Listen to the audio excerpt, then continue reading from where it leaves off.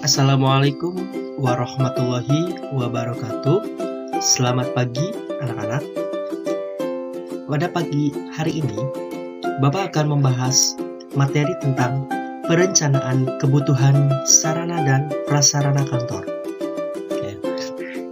Nah, meskipun pembelajaran ini masih pembelajaran jarak jauh, semoga kalian selalu tetap semangat dalam belajar daring ini.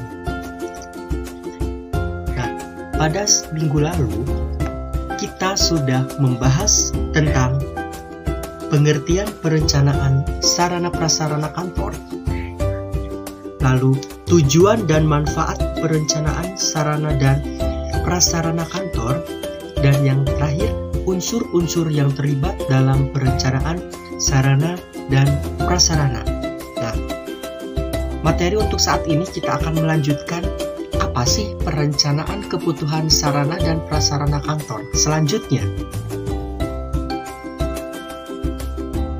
Baiklah, pada pembahasan pagi hari ini, Bapak akan membahas beberapa poin. Yang pertama adalah syarat-syarat penyusunan perencanaan sarana prasarana, lalu analisis kebutuhan sarana dan prasarana kantor, lalu ada pengusulan atau penentuan kebutuhan sarana prasarana, dan yang terakhir ada prosedur perencanaan sarana dan prasarana. Baik, langsung saja ke pembahasan yang pertama, itu tentang syarat-syarat penyusunan perencanaan sarana dan prasarana. Nah, di bawah ini Bapak akan membahas beberapa syarat. Apa saja sih syarat yang harus diperhatikan dalam merencanakan sebuah sarana dan prasarana, ya. Oke, di sini ada 3 poin yang kalian harus ingat, yang kalian harus ketahui dan kalian harus pahami. Yang pertama adalah perencanaannya harus jelas. Nah, kejelasan suatu rencana pengadaan sarana dan prasarana kantor itu dapat dilihat dari beberapa aspek. Yang pertama adalah tujuan dan sasaran penyusunan rencana pengadaan sarana dan prasarana harus didasarkan perkiraan biaya atau harga keperluan pengadaan, ya. Jadi tujuan dan sasarannya harus jelas, ya. Supaya apa? Nanti itu sebagai dasar kita untuk membuat biaya dan harga keperluan pengadaan lainnya. Kemudian selanjutnya apa? Selanjutnya ada jenis dan bentuk tindakan atau kegiatan yang akan dilaksanakan. Mau seperti apa jenis dan bentuknya? Kantornya mau dibuat seperti apa, ya. Kemudian selanjutnya ada petugas pelaksana. Misalnya siapa, Pak? Ada pimpinan, ada karyawan, itu harus ada, ya. Dalam sebuah kantor harus ada petugas pelaksananya, ya. Kemudian keempat, bahan dan peralatan yang dibutuhkan. Bahan dan peralatan dalam kantornya apa saja yang harus dibutuhkan, itu juga harus jelas, ya. Kemudian selanjutnya ada kapan dan di mana kegiatan dilaksanakan. Mau kapan, mau di mana, itunya harus jelas, ya. Yang terakhir, realisasi kegiatannya, ya. Apa yang akan kita rencanakan, apa yang akan kita buat, itu harus jelas, ya. Itu yang pertama, itu syaratnya perencanaannya harus jelas. Dilihat dari apa? Tujuannya, jenis bentuknya, petugas pelaksana, bahan dan peralatan, kapan dan di mana, dan juga realisasi kegiatannya, ya. Kemudian syarat yang kedua itu didasarkan atas kesepakatan dan keputusan bersama dengan pihak-pihak yang terlibat dalam perencanaan, ya. Nah, apa saja sih? Maksudnya apa, Pak? Ya, kesepakatan dan keputusan bersama yang dibuat dengan pihak yang terlibat dalam perencanaan itu. Oke, maksudnya pertama misalkan, kesepakatan dan keputusan dibuat menurut pedoman atau standar, jenisnya apa, kuantitasnya seperti apa, kualitasnya apa, sesuai dengan skala prioritasnya, ya. Kemudian yang kedua, perencanaan pengadaan sesuai dengan plafon anggaran yang disediakan kantor, ya. Kemudian yang ketiga, kesepakatan dan keputusan harus sesuai dengan prosedur yang telah ditetapkan. Melalui apa? Melalui rapat bersama, ya. Kemudian kesepakatan dan keputusan itu bersifat fleksibel dan dapat menyesuaikan dengan keadaan. Dan yang terakhir, perencanaan bisa dibuat pada jangka pendek 3 tahun, jangka menengah itu sekitar 4-5 tahun, dan jangka panjang itu 10-15 tahun, ya. Itu syarat yang kedua. Kemudian ada syarat yang ketiga. Syarat yang ketiga itu perencanaan pengadaan sarana dan prasarana kantor harus dipandang sebagai bagian integral dari usaha peningkatan kualitas pekerjaan. Ya, jangan kita membuat sebuah rencana atau pengadaan sarana kantor, tapi bukan bagian dari usaha yang kita miliki gitu. Atau untuk meningkatkan kualitas pekerja itu hanya akan menghamburkan biaya, ya, itu. Jadi gini, misal jika perencanaan pengadaan sarana dan prasarana kantor tersebut lengkap, maka seluruh sarana dan prasarana dapat menunjang pekerjaan kantor menjadi lebih cepat dan berkualitas. Tapi jika sebaliknya, sarana prasarana yang tidak tersedia lengkap, maka pekerjaan akan mengalami hambatan. Nah, oleh karena itu, pengadaan sarana dan prasarana kantor harus direncanakan secara matang perencanaannya demi kemajuan perusahaan. Seperti itu ya. Ini adalah 3 syarat untuk menyusun perencanaan sarana dan prasarana. Oke, selanjutnya itu ada dalam sebuah perencanaan sarana prasarana kantor ada yang namanya analisis kebutuhan, ya. Nah, analisis kebutuhan ini penting dilakukan sebelum diadakan perencanaan mengenai kebutuhan sarana dan prasarana kantor. Nah, dalam menganalisis itu ada 2 jenis, ya. Ada 2 jenis analisis kebutuhan. Yang pertama itu ada analisis kebutuhan kuantitatif, yang kedua ada analisis kebutuhan kualitatif. Nah, kalau analisis kuantitatif itu merupakan analisis tentang frekuensi kegiatan. Berapa sih jumlah perlengkapan serta bagaimana penggunaannya? Ya, jadi yang termasuk kebutuhan kuantitatif itu apa? Jumlah perlengkapannya, kemudian bagaimana penggunaannya. Itu harus jelas. Ya, kita analisis dulu, ya. Kalau kita ingin membeli sesuatu barang, itu tidak asal beli itu. Misalkan dalam sebuah kantor ada 10 pegawai, ya. Nah, kita ingin membeli sebuah laptop, ya. Nah, kita analisis dulu apakah 10 pegawai ini membutuhkan komputer seluruhnya atau memang tidak. Kita analisis dari apa? Dari jenis pekerjaan dia, gitu ya. Kan tidak semua, misalkan di dalam sebuah kantor itu kan ada pimpinan, ada staffnya, ada misalkan OB-nya, atau misalkan ada satpamnya. Nah, kira-kira yang membutuhkan sebuah komputer itu apa? Siapa? Ya. Berarti kan kalau security OB tidak dibutuhkan, misalkan OB 1, security 1, sehingga yang dibutuhkan itu hanya 8. Nah, itulah yang dimaksud dengan kebutuhan kuantitatif, ya. Jadi harus jelas, harus tahu jumlah perlengkapannya supaya apa? Tidak membengkak anggarannya, ya.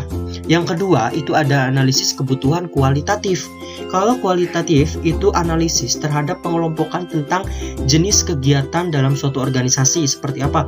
Tipe, ukuran, mutu, dan harga, ya. Nah, data itu dikumpulkan, ya, perlengkapan yang telah ada, bagaimana kondisinya, dan fasilitas lain yang berhubungan. Jadi kalau kita misalkan ingin membeli sebuah meja atau ingin membeli sebuah kursi, lihat tata kelola ruangannya. Kita beli ukuran meja yang berapa sesuai dengan ukuran dalam kantornya. Jangan membeli meja atau kursi yang memang ukurannya lebih besar dari ruangan kita, sehingga itu akan mempersempit ruangan dan akan memperhambat pekerjaan kita, ya. Jadi perbedaan antara kuantitatif dan kualitatif. Kalau kuantitatif itu lebih ke jumlah perlengkapan dan bagaimana penggunaannya.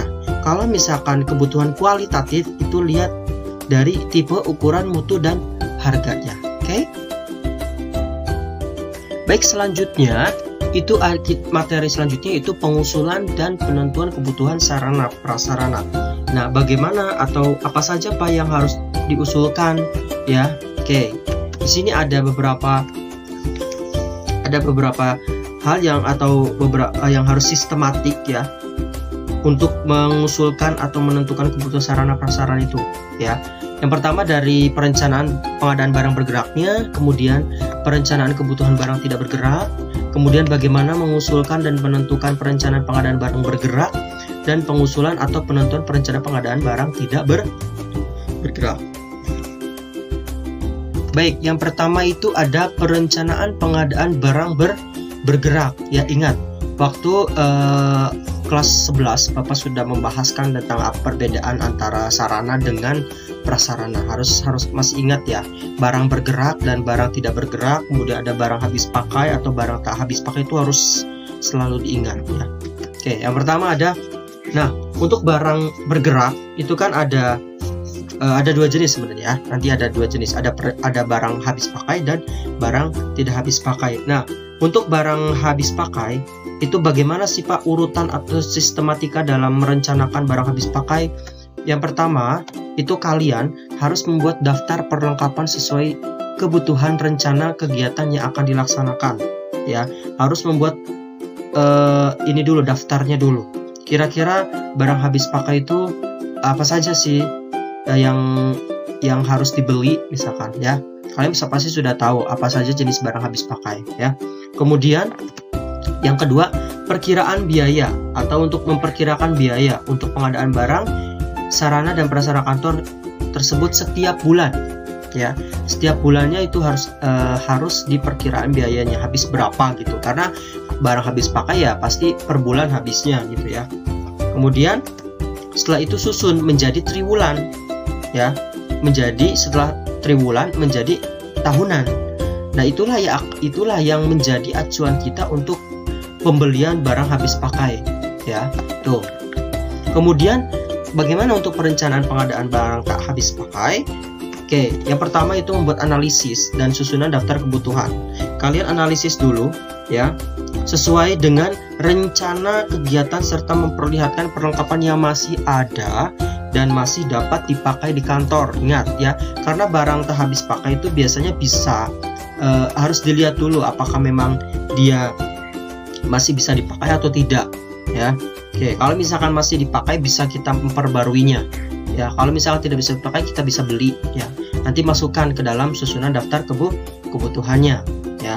Kemudian yang kedua, harus ada perkiraan biaya perlengkapan yang direncanakan dengan memperlihatkan standar yang telah ditentukannya ya. Dan yang ketiga, itu membuat skala prioritas menurut dana yang tersedia. Kira-kira mana yang urgent kebutuhannya ya. Kira-kira mana barang yang penting yang didahulukan untuk dibeli, itu berarti yang harus dimasukkan ke dalam susunan daftarnya. Kalau memang itu masih bisa dipakai untuk 1 tahun ke depan, itu silahkan tidak boleh dimasukkan ke dalam daftar kebutuhannya gitu ya. Oke, selanjutnya perencanaan kebutuhan barang tidak bergerak. Tadi kan barang yang bergerak ya. Tadi kan barang bergerak ya. Artinya barangnya bisa dipindahkan. Kalau ini barang yang tidak bergerak ya. Di sini urutannya, yang pertama itu harus melakukan survei dulu ya. Survei apa Pak? Tentang keperluan bangunan. Karena kan yang tidak bergerak ya, tentang bangunan yang akan direnovasi dengan maksud untuk memperoleh data mengenai fungsi bangunan, struktur organisasinya, jumlah pemakai, serta jumlah alat dan perabot yang akan ditempatkan di kantor. Ya, jadi kalian harus survei dulu kira-kira apakah ada kerusakan di ruang kantornya misalkan, atau kalian cek dulu, survei dulu ya sebelum memperbaikinya ya, karena itu akan dimasukkan ke dalam perencanaan sarana prasarana kantor. Yang kedua, melakukan perhitungan luas bangunan ya, disesuaikan dengan kebutuhan dan disusun atas dasar data survei tadi ya. Luas bangunannya berapa, kira-kira mana yang harus diperbaiki, mana yang tidak harus diperbaiki. Kemudian yang ketiga, menyusun rencana anggaran biaya yang harus disesuaikan ya dengan harga standar yang berlaku di daerah bersangkutan ya. Kemudian yang keempat, menghitung kebutuhan ruang kerja ya. Nah, ini harus memperhatikan tambahan karyawan yang diperkirakan akan ditampung pada masa yang akan datang. Jadi kalau memang misalkan membutuhkan untuk masa depan membutuhkan karyawan banyak, ya berarti harus diperluas bangunannya. Tapi kalau memang tidak, ya silakan tidak mesti harus diperluas bangunannya, atau memang tidak harus membeli tanah yang lain gitu ya. Tuh. Baik, selanjutnya itu ada pengusulan atau penentuan perencanaan pengadaan barang bergerak ya. Bagaimana cara mengusulkannya? Tapi di sini kalian harus pahami dulu syarat. Kan kalau dalam penentuan perencanaan pengadaan barang bergerak itu kan ada perabot kantor dan perlengkapan kantor kan ya, yang bisa dipindah-pindahkan maksudnya gitu ya. Oke, di sini ada beberapa syarat yang harus diperhatikan ya dalam membeli sebuah perabot kantor ya. Yang pertama itu dari ukuran fisik pemakainya ya. Harus membeli barang yang pemakainya fungsional dan efektif ya. Kemudian yang kedua, bentuk dasar perabot ya. Seperti apa Pak? Harus kuat ya. Harus sesuai dengan aktivitas pegawainya ya. Harus memiliki pola dasar yang sederhana. Kemudian mudah dan ringan untuk disimpan atau disusun. Kemudian bisa fleksibel ya, fleksibel sehingga mudah digunakan dan dapat pula berdiri sendiri. Itu syarat yang kedua ya. Kemudian syarat yang ketiga itu konstruksi perabotnya. Harus apa Pak? Harus kuat, tahan lama ya, mudah dikerjakan secara massal, tidak tergantung keamanan pemakainya. Kemudian bahan yang mudah didapat di pasar dan disesuaikan dengan keadaan setempat. Ini untuk syarat perabot kantor ya. Kemudian ada syarat perlengkapan kantornya ya. Yang pertama, bahan baku harus kuat tetapi ringan serta tidak membahayakan keselamatan kerja, karena keselamatan kerja itu adalah hal utama dalam sebuah kantor ya. Kemudian yang kedua, konstruksi harus diatur sesuai kondisi karyawan yang di kantornya ya. Jadi harus disesuaikan dengan kondisi karyawan di kantornya, dengan jumlahnya gitu ya. Kemudian yang terakhir, dipilih dan direncanakan dengan teliti dan baik. Harus benar-benar disesuaikan dengan pekerjaan si kantornya itu ya. Oke, baik, selanjutnya itu pengusulan atau penentuan perencanaan pengadaan barang tidak bergerak ya. Bagaimana cara mengusulkannya? Yang pertama kan kalau barang tidak bergerak itu ada jenisnya, ada tanah atau bangunan ya. Bapak akan bahas tentang tanah dulu ya. Nah, tanah ini misalkan kita ingin mendirikan sebuah kantor ya, perkantoran, harus memilih atau hendaknya mempunyai kelebihan yang bisa mendukung proses pekerjaan kantor ya.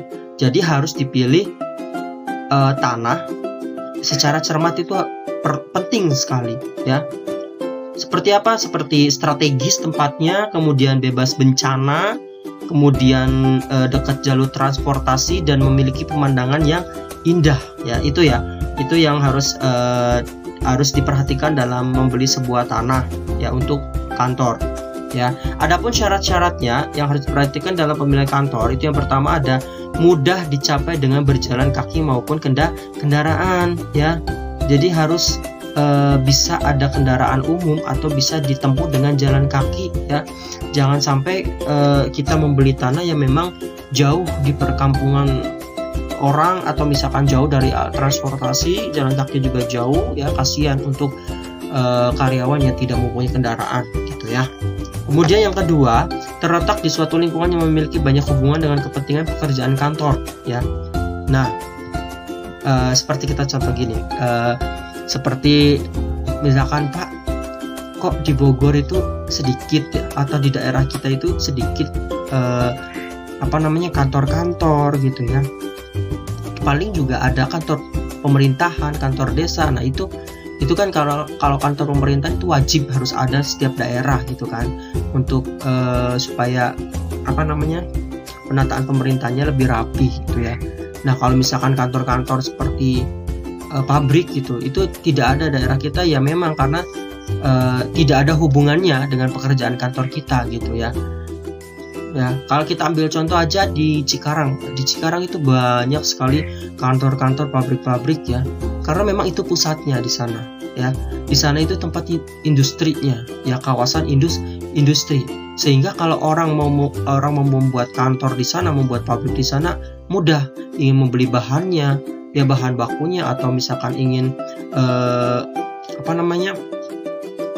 ingin membeli sesuatu dari kantor lain itu dekat gitu ya, sehingga itu harus ada di situ, harus ada kepentingan pekerjaan kantornya harus jelas ya. Kemudian cukup luas juga ya, cukup luas dari bentuknya ataupun topografinya itu harus luas ya. Kemudian mudah kering jika digenangi air, bebas dari pembusukan dan tidak merupakan tanah yang konstruksi hasil buatan, timbangan atau urugan. Harus benar-benar pure tanah lahan kosong ya. Tidak boleh itu yang tadinya misalkan itu rawa-rawa kemudian diuruk. Jangan ya, kalau kita mau membuat sebuah bangunan itu tidak akan lama bertahannya. Tidak akan mencapai sampai 5 tahun. Ya ada nanti bangunannya makin rusak ya gitu ya. Yang terakhir harus memperoleh sinar matahari yang cukup ya. Supaya apa? Terjamin kesehatannya ya. Oke.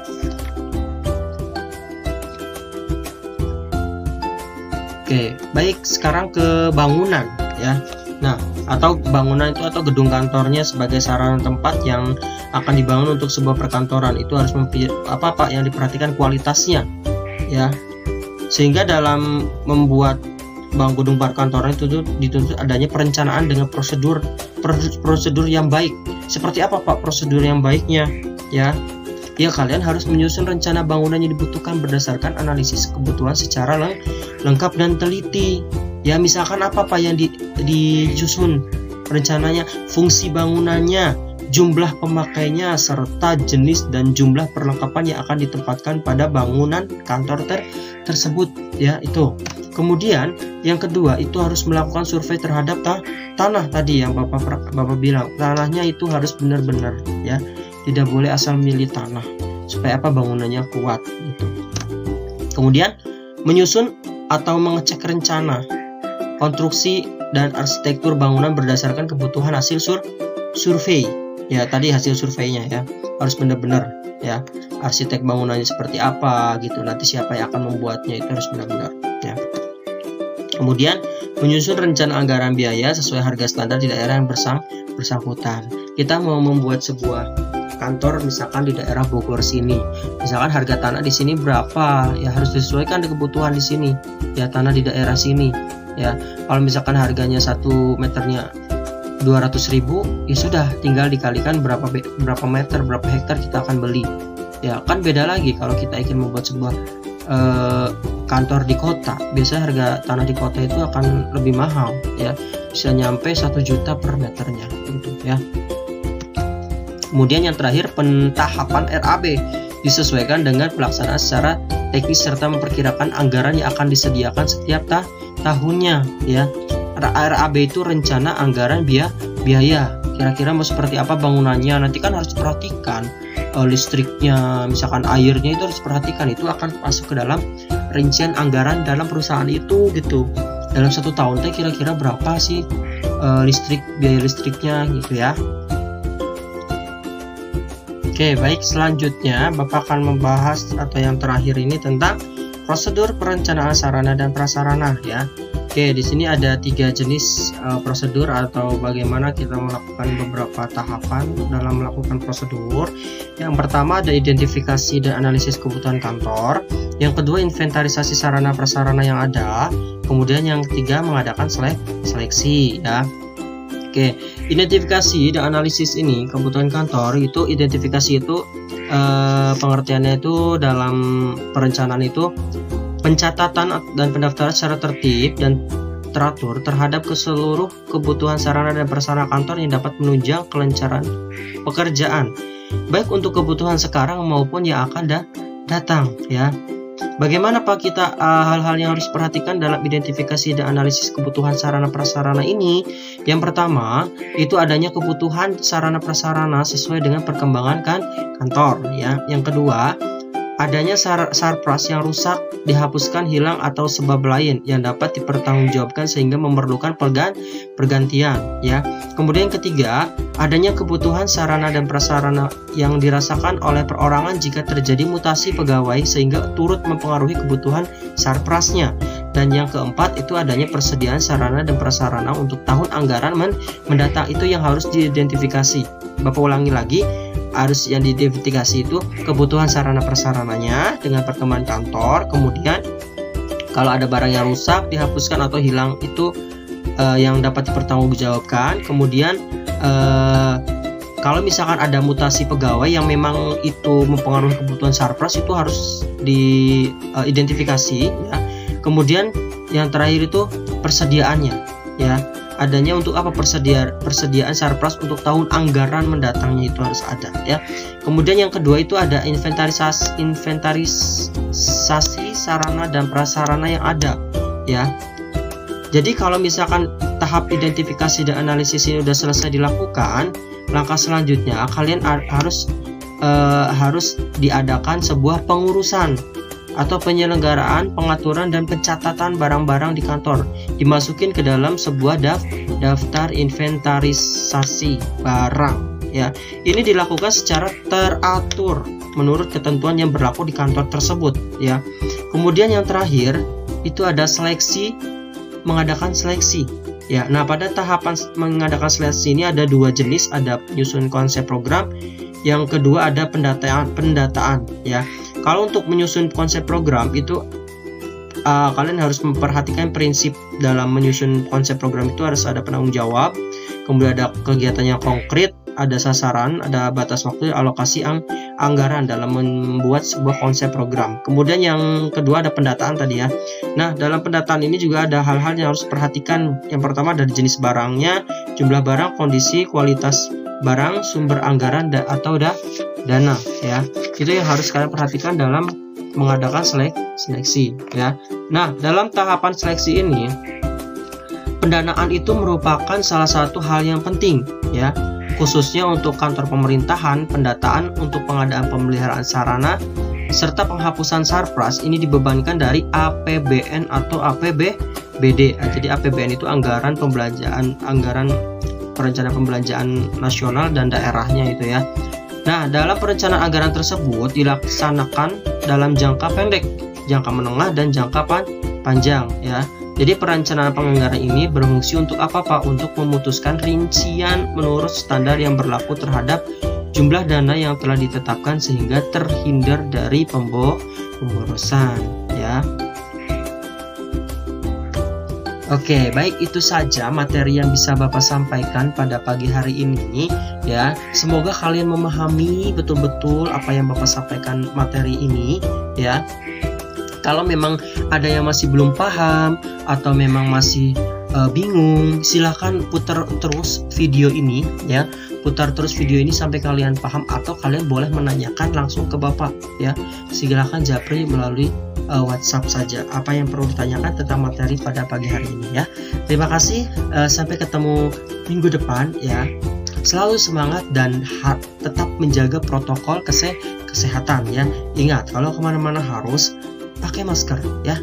Mau keluar rumah, ke warung, kemanapun itu harus menggunakan masker. Oke, baik, terima kasih yang sudah hadir pada pagi hari ini. Bapak tutup pertemuan pada pagi hari ini. Kurang lebihnya mohon maaf. Wabillahi taufiq wal hidayah. Wassalamualaikum warahmatullahi wabarakatuh. Terima kasih.